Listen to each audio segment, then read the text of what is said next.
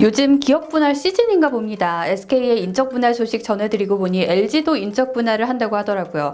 기존 LG 지주사에서 LG상사, LG하우시스, 실리콘웍스 등 4개 자회사를 독립시켜서 신설 지주사 LX홀딩스를 만든다고 하는데 분할 비율은 LG 0.912, LX 0.088로 LG 주주시라면 LG 주식, LX홀딩스 주식을 모두 갖게 되는 거죠.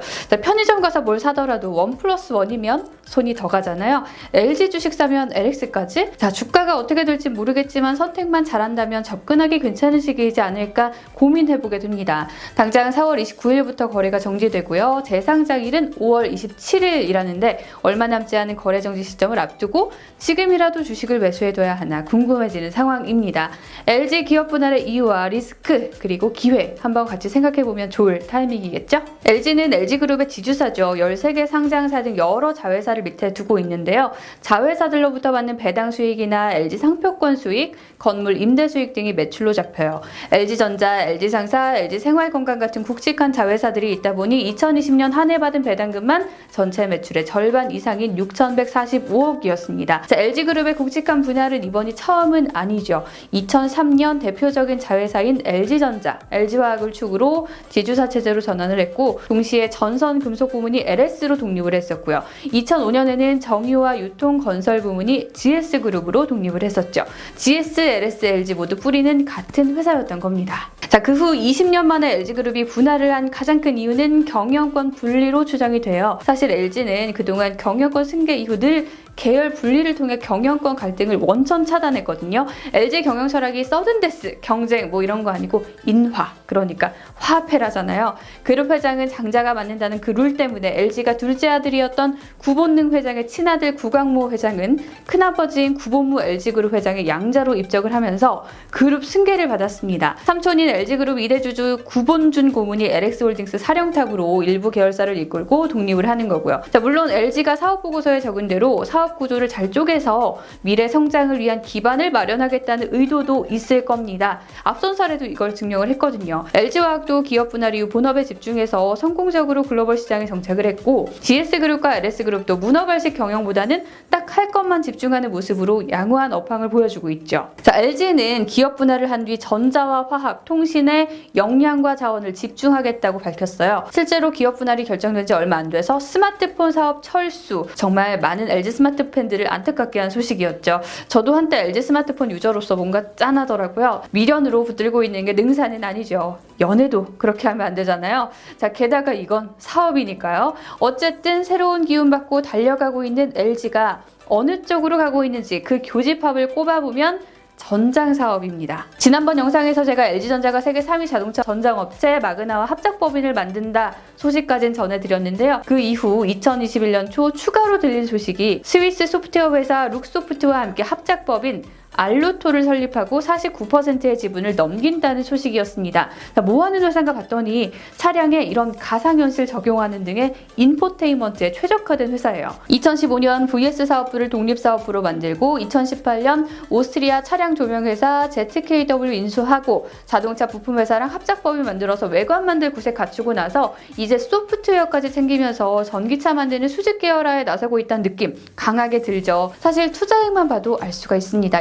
2020년 기준 매출 9%를 겨우 넘는 이 VS 사업부에 돈을 쏟아붓고 있는데 2021년에도 이런 투자 기조 이어갈 전망입니다. 자, 대충 방향성까지는 짐작이 갑니다. 전통사업 모델에서 유지할 거 유지하면서 또 과감한 매각도 하면서 포트폴리오와 밸류체인을 확장하고 디지털 기반의 테크 기업으로 가서 신사업까지 선점하겠다는 것이죠. 사실 현대차, SK, 삼성 같은 전통 제조업 시대의 강자들이 막대한 부를 바탕으로 4차 산업혁명 시대의 패권까지 잡기 위해 뛰고 있는 상황이라 놀랍지는 않은데 그래서 우리의 고민은 과연 LG도 우리를 실망시키지 않는 국민 주식 반열에 오를 수 있을 것인가 잖아요. 그래서 LG가 가지고 있는 이 비장의 무기는 어떤 것들이 있고 걱정거리는 어떤 것들이 있는지까지 고민을 좀 해보기로 했습니다. 자, 제일 먼저 LG 매수의 기회로 꼽히는 이유, 앞으로의 호재가 좀 남아있다는 점 때문인데요. 먼저 전자 계열에서는요, 올 초 우리를 놀라게 했던 애플카 생산 이슈가 남았죠. 화학 계열에서는 LG화학에서 분리된 LG 에너지 솔루션 상장이 남아있고요. 통신도 예사롭지 않아요. 5G 보급과 함께 LG U+도 다시 주목받고 있는 상황이라서요. 자, 그런 면에서 자회사들의 가치보다 주가가 저평가되어 있다는 의견들이 좀 있습니다. LG화학 시가총액이 60조인데 LG화학 지분 3분의 1 보유하고 있는 LG의 시총이 18조거든요.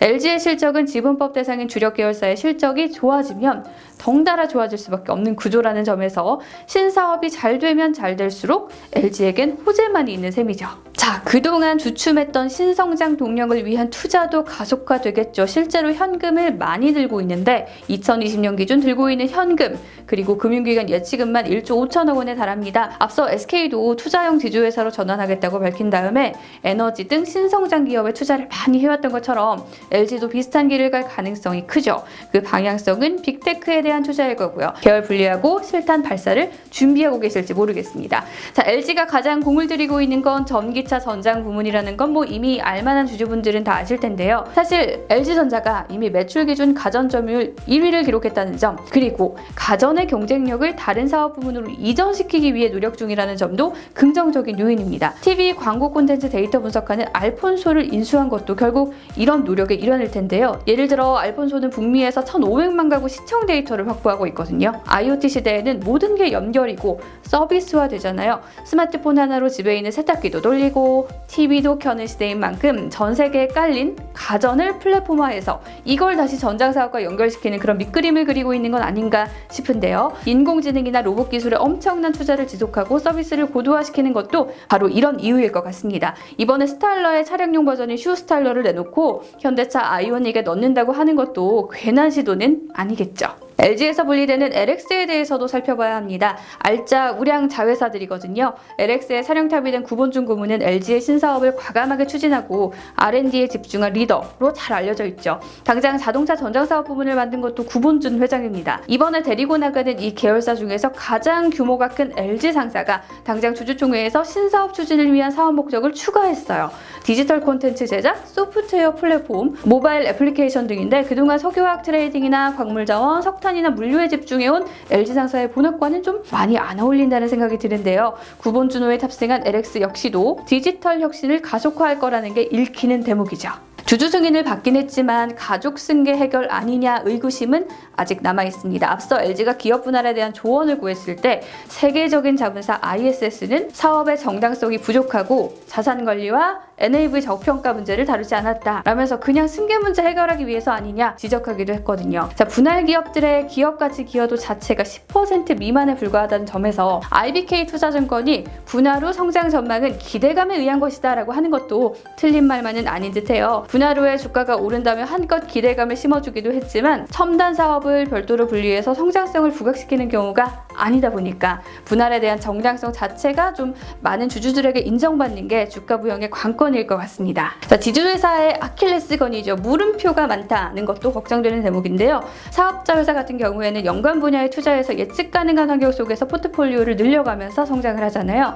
근데 지주회사는 스스로 M&A 같은 걸 통해서 완전히 새로운 사업 영역을 개척해야 되잖아요. 전혀 다른 사업 분야에 신규 진출해서 신성장 동력을 찾는 경우가 많다 보니까 리스크가 커질 수 있죠. 또 투자 규모도 엄청나게 커요. 그러다 보니까 리스크는 더 커질 수 있습니다. 사업 구조 정리까지는 잘했는데 이 아껴둔 실탄을 좋은 안목을 통해서 고른 곳에 잘 투자할 수 있을지는 아직은 확인되지 않았다는 점, 이것도 고려해야겠죠. LX의 경우에는 GS나 LS의 독립과 비교하면 초라한 자산 총액에 LG가 성장의 핵심으로 잡은 영역과는 좀 떨어진 영역이다 보니까 어쩌면 LIG나 희성그룹처럼 뚜렷한 성과를 내기 힘들 수 있다는 그런 리스크도 있는 것 같아요. 가전은 LG라는 말 뒤에는 꽤 긴 기간 LG의 약점도 숨어 있었죠. 스마트폰 하나로 애플은 세상을 바꾸며 세계 1위 기업이 됐고 삼성 또한 스마트폰 덕분에 애플과 어깨를 나란히 하는 그런 초격차를 이뤘습니다. LG가 넘긴 반도체를 매 눈으로 인수한 SK 하이닉스로 승승장구하고 있고 M&A 잘한다 이런 평을 듣고 있는데